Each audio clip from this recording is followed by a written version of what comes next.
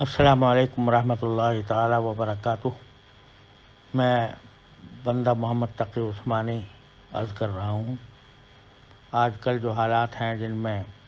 Corona virus کے خطرے کی وجہ سے زیادہ تر لوگ گھر پر ہیں، تو ان کے لیے میری گزارش ہے کہ وہ ان اوقات کو جو گھر پر ہیں وہ اللہ تعالیٰ سے رجوع میں گزاریں، اس میں اللہ تبارک و تعالیٰ سے دعائیں کریں، اپنے گناہوں پر استغفار اور توبہ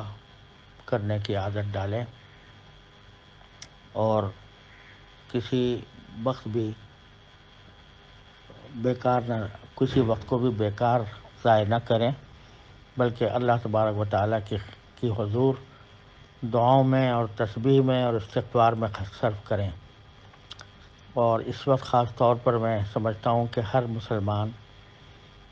روزانہ کم از کم 100 مرتبہ، اور اگر زیادہ ہو سکے تو اور زیادہ، لا الہ الا انت سبحانک انی کنت من الظالمین، اس کا ورد کرتا رہے۔ انشاءاللہ اس ورد کے نتیجے میں اللہ تبارک و تعالیٰ یہ مصیبت مسلمانوں سے اور بلکہ پوری انسانیت سے انشاءاللہ ٹال دیں گے، کیونکہ قرآن کریم نے جہاں پر یہ فرمایا ہے حضرت یونس علیہ السلام کا واقعہ بیان کرتے ہوئے، تو وہاں یہ بھی فرمایا تھا فَنَجَّيْنَاهُ مِنَ الْغَمِّ وَكَذَلِكَ نُنْجِي الْمُؤْمِنِينَ، کہ جس طرح حضرت یونس علیہ السلام کو